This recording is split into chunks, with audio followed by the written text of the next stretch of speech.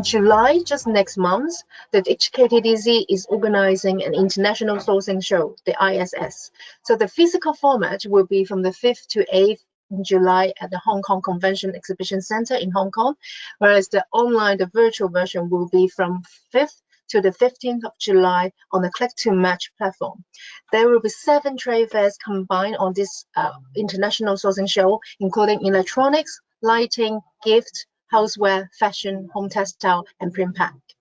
So the ISS is a trade fair in a hybrid format, capturing the benefit of physical and virtual exhibitions to facilitate the sourcing of products and services and the exchange of insights between businesses. There will be a launch of the Exhibition Plus at the shows, and there will be under 4 themes with healthy living, stylish living, smart living, and sustainable living. So please do get in touch with the teams at the HKTDC offices worldwide to get more information, and if you still wish to join this show.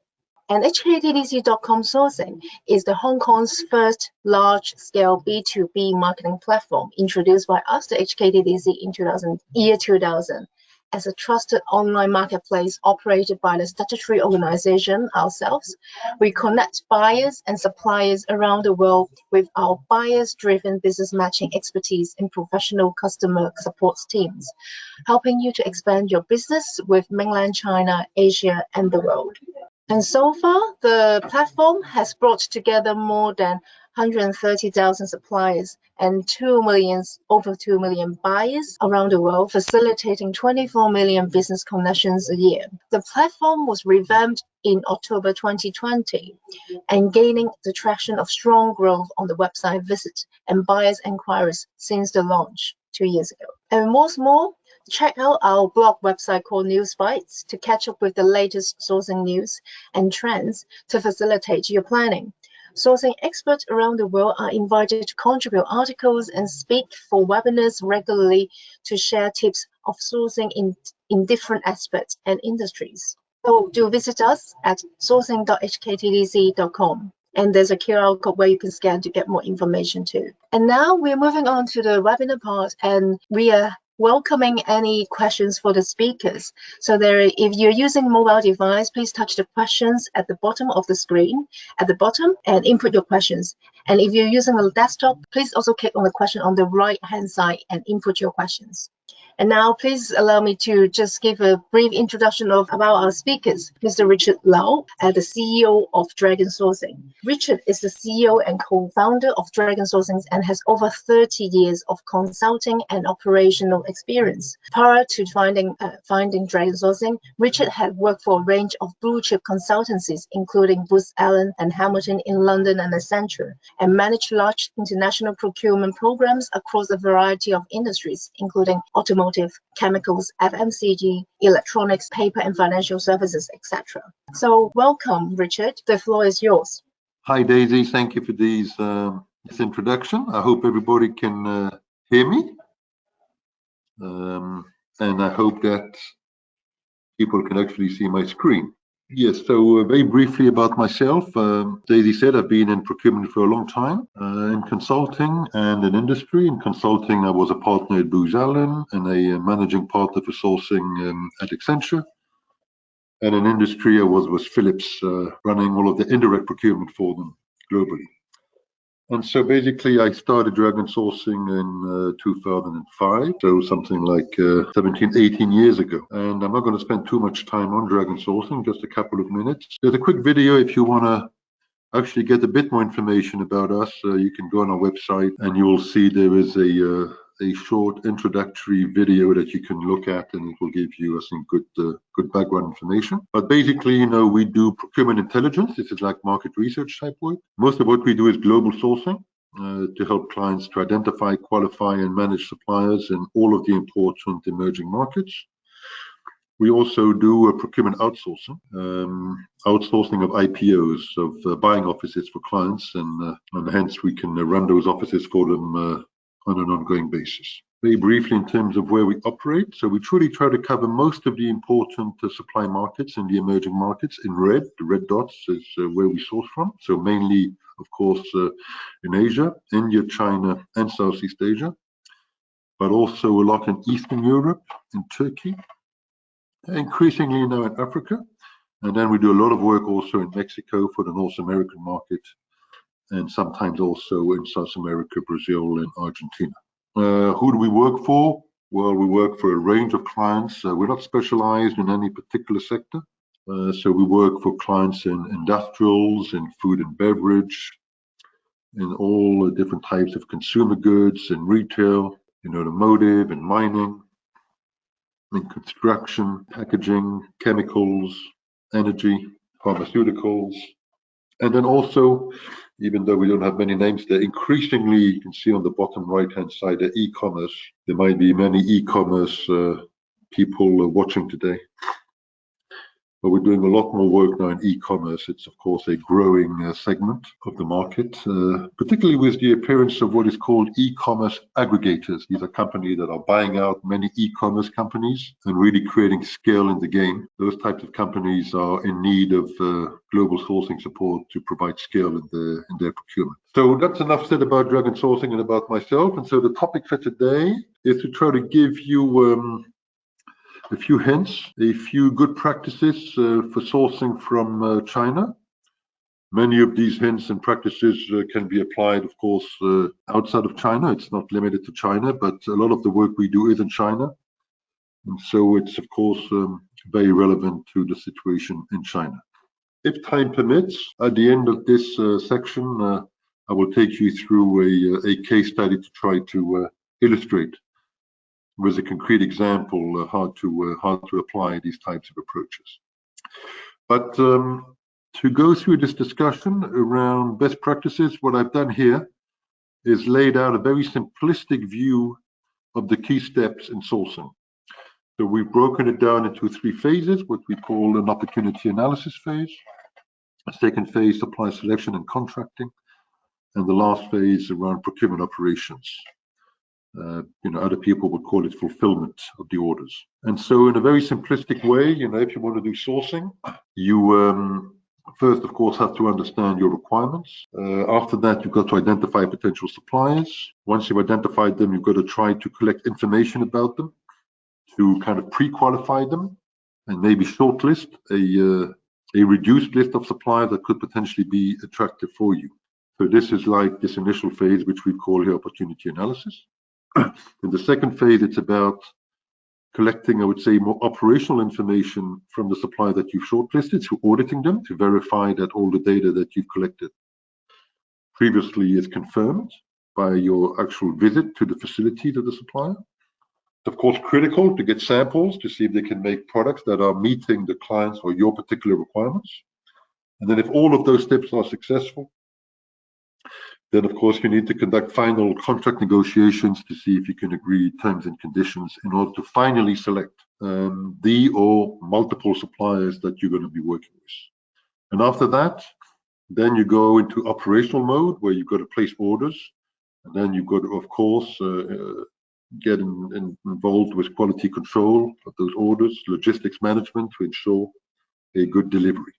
So that's kind of the overall simplistic view of how sourcing needs to be conducted. And I'm just going to take you through some of these steps to identify some risks and then explain how to mitigate those risks. So the first step is to understand your requirements. It seems like a fairly simple step, but it's quite frequent that companies want to source products without having a full understanding of the specifications that they're looking to buy, without having a full understanding of the kind of compliance issues that might be associated with maybe importing this product from China into, let's say, North America or into Europe. And so if you start the process with an incomplete data set, then you could be in with some very bad surprises later on in the process, because if you only inform suppliers much later in the process of new requirements which you had forgotten to inform them about at the beginning, well, you might find that some suppliers which you had expected capable of responding to your needs are no longer capable of doing so. So that's my first strong recommendation. Make absolutely sure at the very beginning, when you start sourcing, that you have a full, complete understanding of all of the specifications that are needed and of all of the compliance issues, what certifications might be needed, what regulations do you need to comply with to import this product into the EU, let's say, or into the US before you start.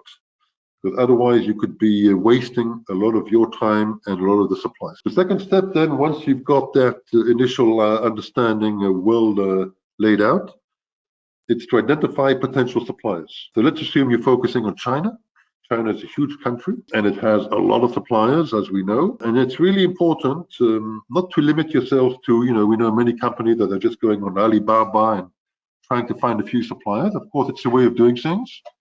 But if you do that, there's a low likelihood that you'll be identifying potentially the best supplier for you. So our advice here is to take a bit of time, not to precipitate the process, not to rush it, and to truly try to identify all the potential suppliers for your particular product. Only if you do so can you be sure that you will have involved in your process potentially the best suppliers for your product. So again, take the time, do the analysis, be comprehensive to make sure that you identify everybody. The next step, let me go back here. The next step into the process will be to run what we call an RFI, RFQ process. For those that are not familiar with these terms, it's a request for information, request for quotation. So this is a process whereby you send a template, a document to the suppliers, asking them a lot of information that is of importance to you. So you want to know maybe their size, some financial information, the kind of products they can make, their export experience, what certifications they might have, how they deal with social responsibility, what production capacity. You might have a lot of questions that are important to you in terms of how you want to select companies. And so it's important to create those templates and, of course, send that questionnaire to the suppliers along with the RFQ, the request for quotation. This is a grid where you, of course, provide all of the information about the product you want to source, all of the data you've collected previously, when you were trying to understand your requirements, so all your specifications, your volumes, your destinations of deliveries, your certification requirements, your payment terms, all of this critical information so that suppliers can, of course, look at those requests and respond accordingly. So you have to give them a bit of time to respond. And when you close the RFI, RFQ process, you go to analyze all the responses that you're getting from the suppliers and profile the suppliers, analyze their capabilities and their competitiveness. And on the basis of that, you want to shortlist maybe 4 or 5. Those that appear to be based on the responses they've given you to the questionnaire, and also based, of course, on the quotations they've given you. Those that appear to be potentially the most attractive for you. And then once you've got that short list of maybe 4 or 5 suppliers, then you want to go and audit them, because all of the information you've collected previously has all been collected on a self-declaration basis. This is you asking questions to the supplier and the supplier responding to your questionnaire, but of course, you can't be absolutely sure that they provided you with all of the right information. So our advice is go to the facilities of those 4 or 5 suppliers, go visit their manufacturing facilities, go talk to their management and verify that all of the information that they've given you is confirmed. And you will find, this is one of the major causes of failure in sourcing, is that when you go and visit those suppliers, that quite frequently, many of them will not actually have the right capability that you look. They would have told you something in the questionnaire previously in the RFI. They would have had beautiful websites, but when you actually go and visit the facility, you will immediately realize that they might not be fit for purpose. I have visited hundreds of manufacturing facilities in China, and I can tell you that there are instances where I walk into the factory and in a heartbeat, I know immediately that it will be basically impossible to place an order in that particular factory. Despite the fact that the website looks wonderful, and despite the fact that all of the answers to the RFI were very good. So this is one thing you need to brace yourself for, but don't skip this process step, because again, if you shortcut this and just trust the supplier's responses, again, you could be in with some bad surprises. Don't forget, the sourcing cycle is critical, because once you've selected a supplier, you're going to have to live with that consequence for a long time. You're going to start placing orders, and you want to make sure that those orders are going to be delivered on time, in quantity and in quality. And so our advice is, don't shortcut the sourcing process. Do it comprehensively, objectively, collect all of the necessary facts, because if you don't do that, you might be selecting suppliers which are going to be causing a lot of problems later on in your process. The next step in the process after the auditing, if the audit is good, so let's assume you had 5 suppliers on your shortlist after the opportunity phase, and that after the auditing phase, maybe you're left with 3 suppliers. You might have eliminated 2 from the auditing. Now you want to actually get into product development mode to see if they can actually make a compliant product. And this is probably the single biggest failure. So we observe, at least when we do work for our clients, we have very, very frequently suppliers telling us we can do it, no problem. But when they actually have to make the product, it turns out that they're finding it more difficult than they had anticipated. I'm talking here, of course, of a situation where we're not buying a catalog item from the supplier. Here I'm talking about a situation where we're buying a custom-made product to the client specification. If you're buying from a supplier's catalog, then of course that issue isn't really there. You just have to make sure that the catalog items are in line with your requirements. But if you are, a buyer that is custom designing a product with technical specifications and looking for suppliers to make that particular technical spec, then the ability of the supplier to actually make your specification is probably the single biggest cause of failure. So you have to, again, brace yourself for that. And also the cycle times can be quite long. Sometimes molds might be required, which can take several weeks or sometimes a couple of months to build. When the mold has been made, they've got to make the samples. The samples might not be right the first time. And so, here you can brace yourself as well for a process which can be sometimes fairly long. Multiple months can be needed before you get to a final product which is to your satisfaction. And here, particularly in the e-commerce space, we work a lot in e-commerce. I distinguish 2 types of companies in e-commerce. The company that I call Me Too, and companies that are truly trying to build brands. Me Too companies are companies that are just buying off-the-shelf products from existing catalogs. My feeling is that is difficult to be a very successful strategy in the long term, because it's tough to differentiate your product on Amazon or whatever platform you're selling it on. But companies that are building brands, these are companies that are, developing products to their specifications with their packaging and their requirements. And this is where this whole sample development process becomes critical and can take quite some time and much longer than some companies might anticipate. The next step is conducting final negotiations. So we've been through the auditing, we've been through the sample development and testing, and maybe after all that, we might be several weeks or maybe several months after the initial quote that we collected. And what happens quite frequently is that when you get into final contract negotiation, the suppliers are changing their pricing. This can happen for a variety of reasons. Maybe because you've changed your specification in the product development cycle. That happens quite frequently. And so, of course, the spec is not the same, and hence the price goes up. But it can also be driven by the fact that raw material prices might have increased. We're in a situation right now with a lot of inflation. And I can tell you, suppliers are increasing their price sometimes on a weekly basis, sometimes on a daily basis, because raw material prices are increasing. And so that could be a reason for the increase. There could be currency issues as well. You can look at the RMB versus the dollar. That is fluctuating quite frequently and quite highly as well recently. It's quite volatile. That can cause quotations to change. And then also just because the suppliers, they had an initial view of what the cost might be, but once they've been through the actual sample development phase, they understand that this particular manufacturing process might be more complex, and they just revise the price upwards. So this is again a risk that you have in this process. You have to brace yourself with the fact that you could have worked for several weeks, sometimes several months. You think you've got a great supply, you think you had a very competitive price, and what can then happen is that the supplier comes back to you and says, well, sorry, the price is now going to be 15, 25% higher than what I had initially indicated. And then after that, you finally have to make a decision about selecting suppliers. And this is a practice called back leveraging, which we observe very frequently. Now, this depends very much on what kind of company you are. But if you're an e-commerce company, this is not really a topic of concern.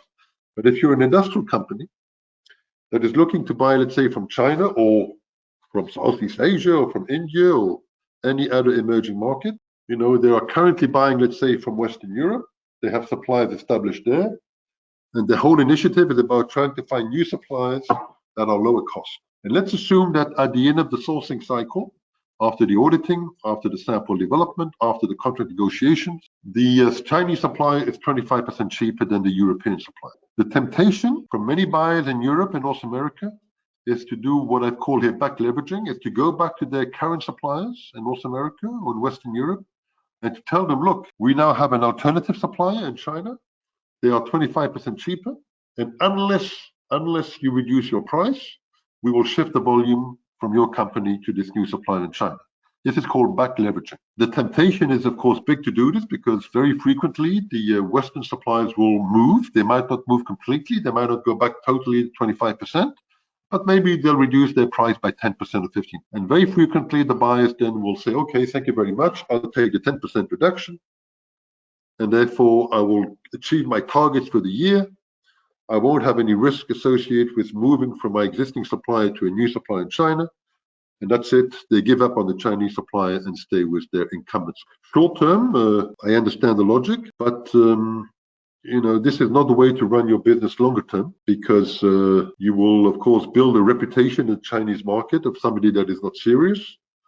So you can play this game maybe once, you can play this game maybe twice, but after that, you're not going to get any more responses from your Chinese suppliers. And when your incumbent suppliers will eventually come back to you with price increases, you will have no alternative to basically negotiate those price increases back from your incumbent supplier. So it's very important to take a strategic view, to think about having a diversified supply base, so that if you're a European company, that you want to make sure you have, of course, suppliers in Europe, but that you also have suppliers in Asia, potentially suppliers in North America, but that you diversify your supply base so that you're never at the mercy of a particular region where currency effects could be negative, or transportation costs could have an impact, or raw material prices could have an impact. And you can therefore play different regions and leverage your supply base in different regions to ensure that you remain always competitive. At the end of the sourcing cycle, once you've actually selected a supplier to be your partner, then you move into actual operational mode. You're placing orders to those newly selected suppliers. And of course, it becomes critical to engage in quality control. Now, having a supplier who can make a good sample is good and important. It doesn't necessarily mean that they can be as reliable in mass production. And so it's critical that at least in the beginning, for the first 6 months or the first 12 months of you placing orders with that supplier, that for every single order that you organize for a third-party quality control to come onto the supplier's premises before the products are loaded on the container, to carry out a thorough professional QC to make sure that in production that the products are in full compliance with your requirements. So those are the key, of course, logistics. I'm not going to say too much about logistics right now, but it's becoming, of course, a key issue with China, as everybody knows. Logistics costs have increased significantly, threefold, fourfold compared to what they were before COVID. So that, of course, has a huge impact on the competitiveness or the potential competitiveness of Chinese suppliers. There are, of course, also, as we know now in China, lockdowns that are also having an impact on the ability of some factories to actually produce and deliver on time. So these are all factors that you need to, of course, take into consideration when you're making decisions about where to source from. I can tell you that a lot of our clients are looking to reduce their dependency on sourcing from China. And then hence are looking for suppliers in Southeast Asia, in India, in Eastern Europe, in Turkey, and Mexico. But I can also tell you that in 95% of the cases, and we do a lot of that kind of work, the Chinese suppliers remain the most competitive, despite the very high transportation costs, despite when we're looking at the US, in many cases, the 25% extra import duties. Despite all that, the Chinese suppliers remain very, very competitive. But, you do have to factor those issues in. Costs are rising, and the supply chain is becoming less reliable. So in summary, just wanted to summarize what I've said. The first key practice is in terms of making sure you have a complete, comprehensive understanding of your requirements, so that you don't launch your sourcing process imperfect information, hence getting quotes from suppliers which will be invalidated later on when you come back to them several months later saying, oops, by the way, I forgot to tell you that we also need to meet this particular requirement. That's the first key issue. Second key issue is supply identification. As I said, cast a wide net. Don't satisfy yourself with superficial searching of suppliers. Don't just go on Alibaba and find 5, 6 suppliers. Try to really identify all your potential suppliers to make sure the best supplier can be identified. Auditing, as I said, it's critical. Once you've collected all of your information from the suppliers through this RFI process and RFQ process, don't just rely on that, because unfortunately, suppliers are not always trustworthy in terms of what information they give you.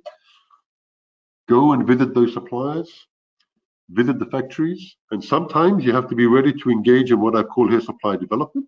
It might be the case that the suppliers you visit might not have all of the capabilities you're looking for, but you might have to be engaging in what we call supply development. You might have to work with the supplier or help that supplier to bridge the gap between the capabilities they have and the capabilities that you're looking for to qualify that supplier as a good supplier for your business. Sample testing, so when you get into product development and testing, speed is important.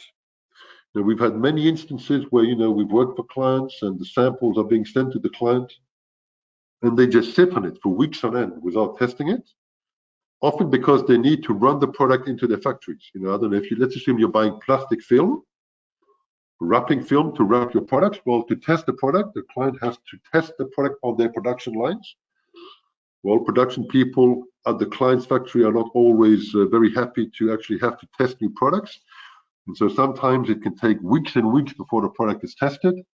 If you do that, you lose momentum, suppliers get demotivated, and very frequently the program fails. And so it's important to get your internal clients, if you're a procurement department in a large industrial company, make sure you get your production people involved, your quality people involved, your marketing people involved in your initiative in terms of trying to find new suppliers, because you got to get their support, you got to get their help when it comes, for instance, to sample testing, that they will commit to running these new samples in the factory rapidly so that you can go back to the suppliers with your results. Final negotiations and supplier selection, no back leveraging. It's bad practice and it will backfire on you medium to longer term. And then this notion of recognizing the value of having a qualified supplier base, it's important to not give up on suppliers. Like I said, we have situations sometimes when a supplier will increase their quote at the end of the sample development so that the savings you're getting from maybe your current supply in Western Europe might not be as big as you were hoping. Maybe you had a 25% savings. At the end of the sourcing cycle, you're only up back to 10% savings, or 5% savings, then you say to yourself, oh, well, it's not worth it. It's very often the wrong decision. Like I said before, having a diversified supply base in Europe, in Asia, can strategically be very important. So even if the savings today is only minimal, 5% or 10%, the notion that you can rely on a qualified supplier in China, because maybe in 6 months from now, your European supplier will increase its price, is strategically important. And then the final point here, quality control. Make sure that at least in the beginning, for a new supplier, make sure that you carry out independent third-party quality control on all of the orders that you're placing, all of the production of that particular supplier, and make sure you have a good quality protocol for doing that. But there's some very good QC companies in China that can make that happen. In some cases, I would recommend doing in-process control and pre-shipment. So not just to wait for the end of the production, but to anticipate and to, in the middle of production, go into the factory, do an in-process control to see if it looks like the supplier is on the right track. And then this last point here, trial containers. So don't consider a supplier to be fully qualified before he has delivered maybe 2 or 3 containers that have fully met your requirements. Only then would you consider that supplier to be fully qualified. So that's in summary what I wanted to say. I'm not sure I have time for a case study. If somebody can give me a sign about how I'm doing for time. A case study, this is an example from work done for a client. in the area of decorative luminaires. If I recall, I think this was a French client, but just to give you a feel, they wanted us to look at China. Of course, China is critical, but like I said, many companies now are trying to see if they can find alternative suppliers outside of China, and they were particularly interested here, as you can see, in several East European countries. And so we went through the process that I was describing in my previous document, in my previous section. Every step of the process I was describing, step by step, we went through that particular process. Here you can see a timeline for that. I'm not going to go into too much detail, but usually that initial phase, which we've called the opportunity analysis phase, is usually a couple of months to conduct. So the demand analysis, you can see here, getting a good understanding of the requirements. There were different categories of luminaires, a lot of SKUs. You can see 355 items and the spend of 5.4 million euros.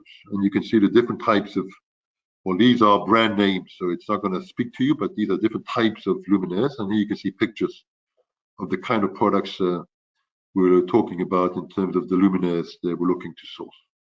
So here were 7 of them, and another few others that you can see the kind of products that we're talking. So here, listing what kind of capabilities the suppliers needed to have for each of these different types of products in terms of technology in-house, sheet forming and bending and rolling, metal spinning, tube working, polishing, LED technology assembly. So, we are working with the client to have a good understanding of what they insist the supplier must have in terms of technologies in-house, so that they are absolutely sure that the supplier can master all of the key process steps and come up and deliver a quality product.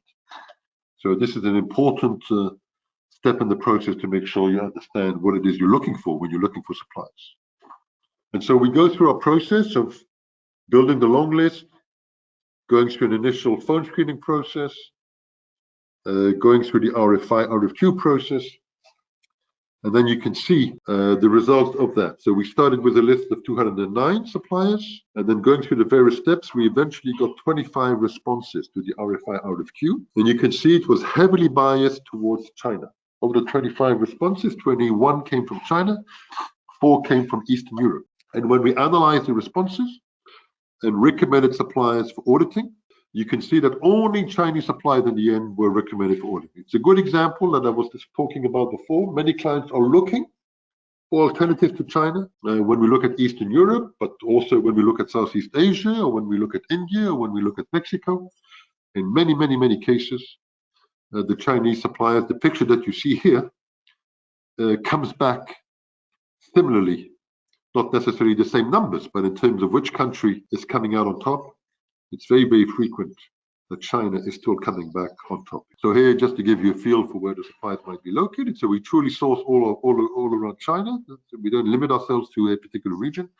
And you can see here in Eastern Europe where the suppliers were located. We come up with the reasons why we rejected suppliers. I'm not going to go into the details of that. We don't have the time for that.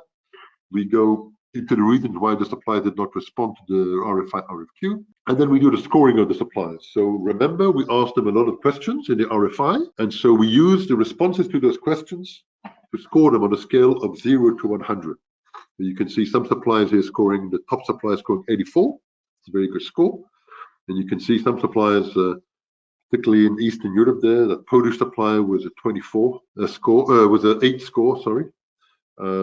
But anyway, you can see the scoring from the Chinese suppliers, from the Romanian suppliers, and from the Polish suppliers. This becomes, of course, an important score, important information to keep in mind when selecting suppliers for sampling and auditing. We do the same thing with the quotation. So you can see a lot of data, no need to go into the details, but we have the quotes from every supplier. We have the RFI score on the top. We usually have the price paid by the supplier, the client right now in yellow. We've removed that because it's a bit confidential.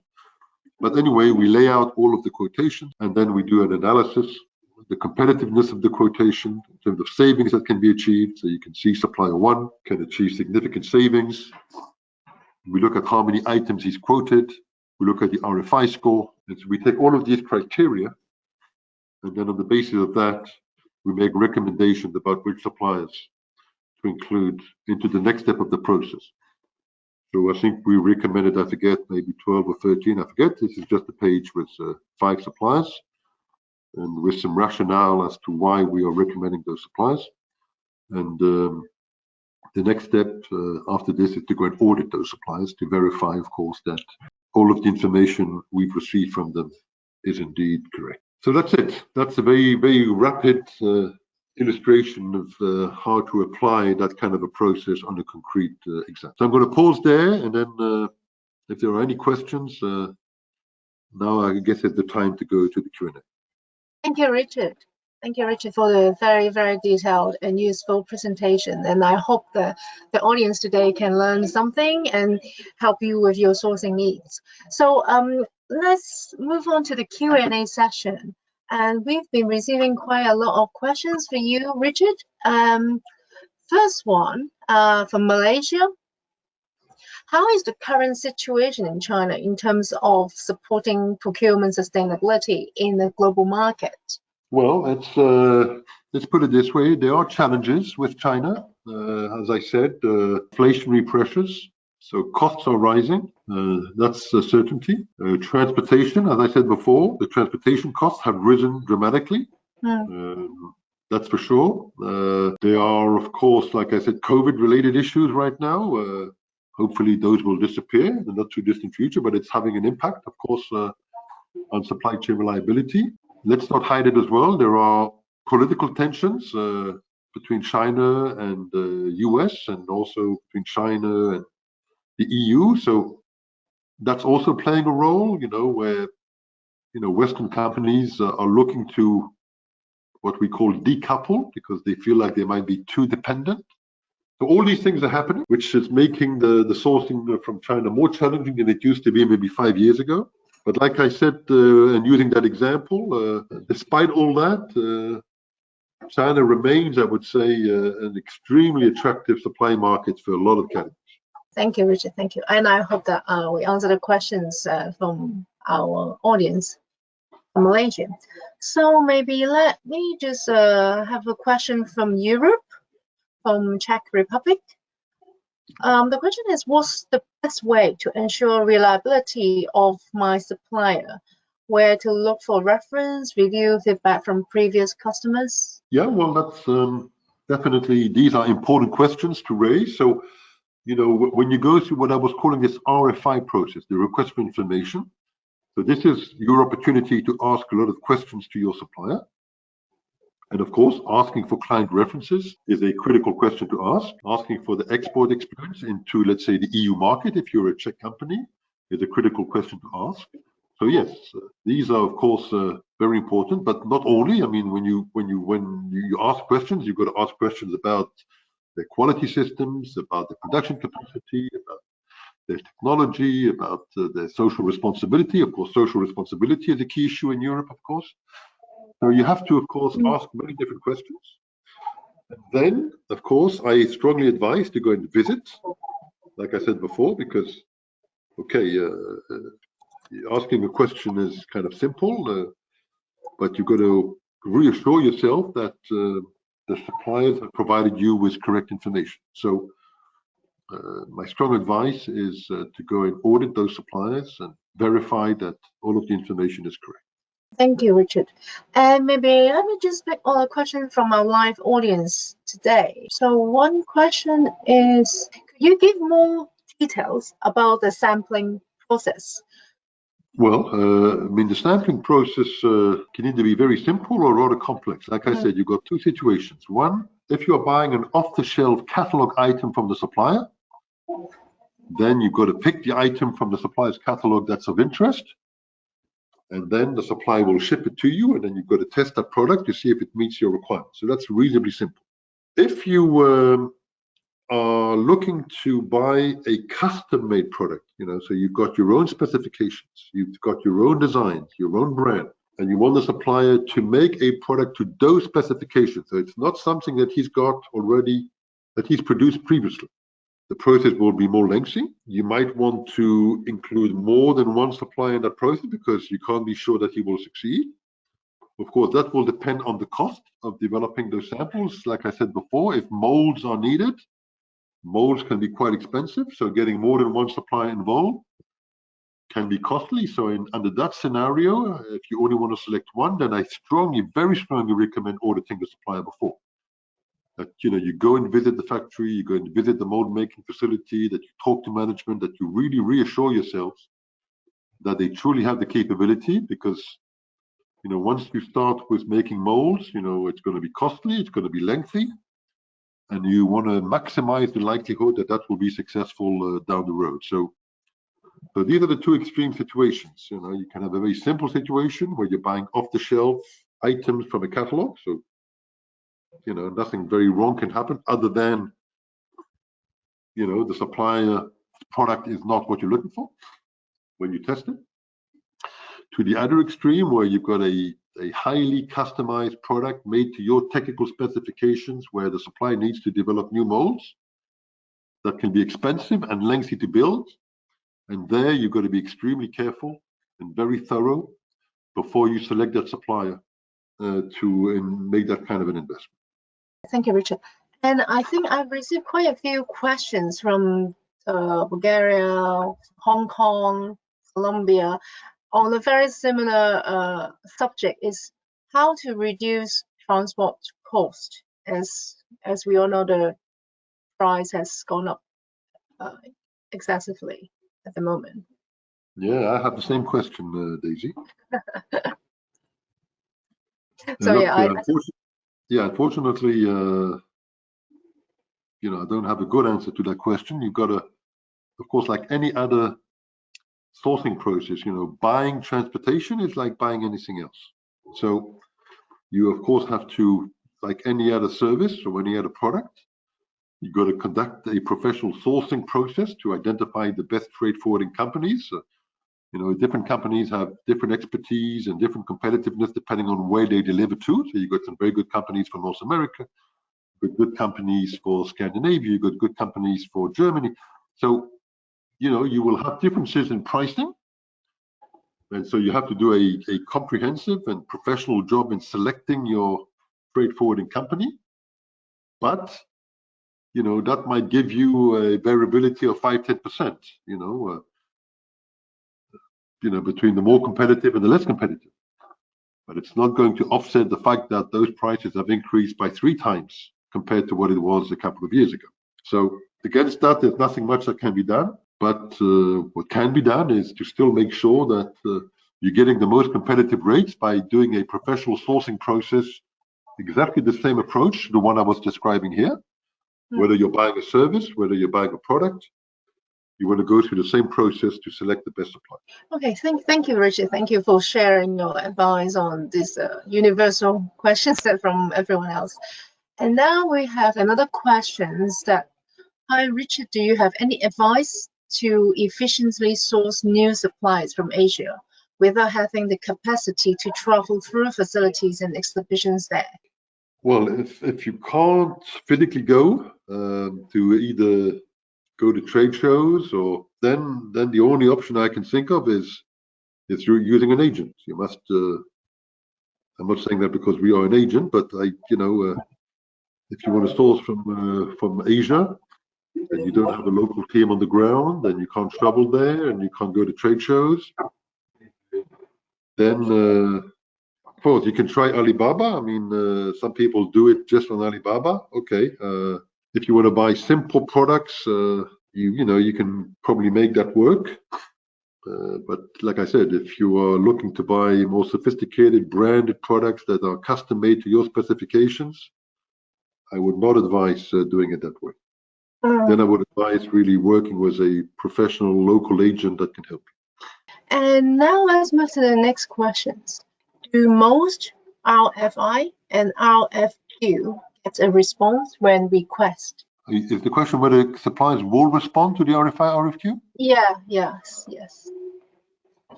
Yeah, well, I mean, not all of them respond, of course. So, the statistics of response rates vary greatly by product. Some products, the response rates are quite high because there's lots of suppliers and the product is quite simple.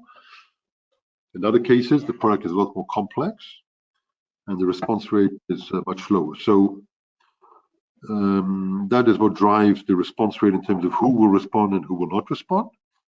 And then in terms of what questions they do respond to, there again, there's a lot of variability. Some suppliers consider some questions to be confidential, particularly, we were mentioning before the need to ask for client references.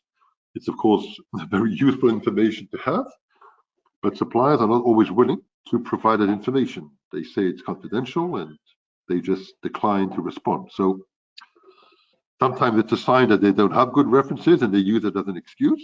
That can be the case. In some cases, they truly don't feel comfortable providing that information, and so they just won't do it. So yeah, so there's a lot of variability by product category and a lot of variability in terms of what they will respond to from category to category and from supplier to supplier.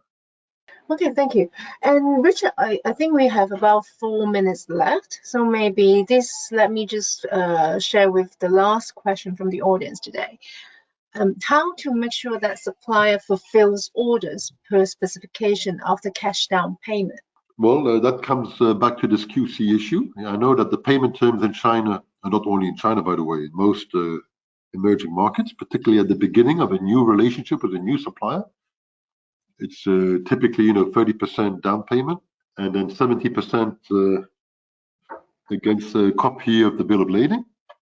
So there is, of course, risk in that, because once you've paid 30%, there's, of course, the risk of losing that money if the supplier either is not honest. That can, of course, happen. There are situations and stories of people buying on Alibaba and selling 30%, and then the supplier disappears.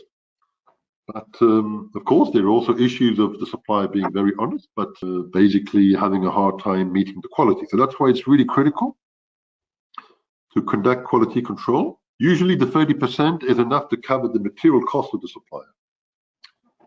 So the supplier's interest is to succeed, of course. And he wants to, of course, make his product, get it quality controlled positively, and then get the 70% paid. But so to reduce the risk, of course, you have to conduct these QCs before the product is loaded on the container. And if the QC is a fail, and like I said, you as a third party, there's lots of QC companies in China. You can go to Asia Inspection, you can go to Bureau Veritas, you can go to SGS, you can go to Intertek. There's many, many companies doing it. They tend to be very conservative. So the slightest issue that they find, they will fail the QC. You can then review the QC report and make a decision yourself as to whether you want to release the goods or not.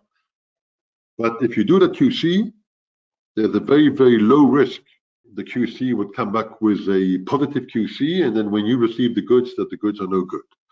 I don't think I've ever seen that happen. I mean, it's extremely, extremely rare. The QC is done properly. They will detect the issues. The container will not be shipped out, and the supplier will have to rework the product until a new QC is conducted again, until the QC is a pass. Okay, thank you, Richard. I know that I've said that will be the last question, but since I'm based in the UK, so I'm a bit biased. So may I just squeeze in one last question from the UK audience, is how to verify the supplier's finance credit score? Yeah, no, it's very complicated, particularly in China, but I think China, but particularly in the whole of Asia. Suppliers, many suppliers are known for having, dual accounting. They have two different sets of books. What we do sometimes on behalf of large clients, very large clients, sometimes want to conduct financial audits of suppliers. So we will go in and ask and request for all of the accounting books, and we will conduct a very thorough, detailed financial review and audit. Okay, that's pretty expensive. Very rare that companies will go through such a process. There's some credit agencies, Dun & Bradstreet and others, that can provide some level of comfort in terms of the credit rating of suppliers. That can be done at a much lower cost. But then it comes back also a lot to the sourcing process. Again, if you conduct a very professional sourcing process, following the practices I was describing, and you include in that the auditing of the suppliers and the product development and the contract negotiations, you develop a good sense that this is a serious supplier, that they have very serious clients, that they have significant turnover potentially. So through that process, you can reassure yourself to a 99% degree of certainty that that supplier is in all likelihood a solid supplier. So that's the best I could respond to that. A good sourcing process, You can use things like credit agencies to come up with some evaluation of the credit worthiness. And like I said, you can do very deep financial audits, but that's pretty rare and pretty costly. Cool. Thank you, Richard, for sharing your insight. So, thank you everyone who joined us today. I know some is from Asia, so it's quite late in the evening now, and also from Europe, it's almost lunchtime. So, thank you everyone, and thank you Richard again for sharing such a useful insight. And anyone who wish to learn more and know more about our TTC services and also the ISS International Sourcing Show that we've mentioned, please scan and follow the barcode on the screen now. And we look forward to seeing you all again. Thank you. Okay. Thank you, Richard. Thank you, Daisy. Thank you, everybody. Thank you. Bye-bye. Take care. Bye-bye.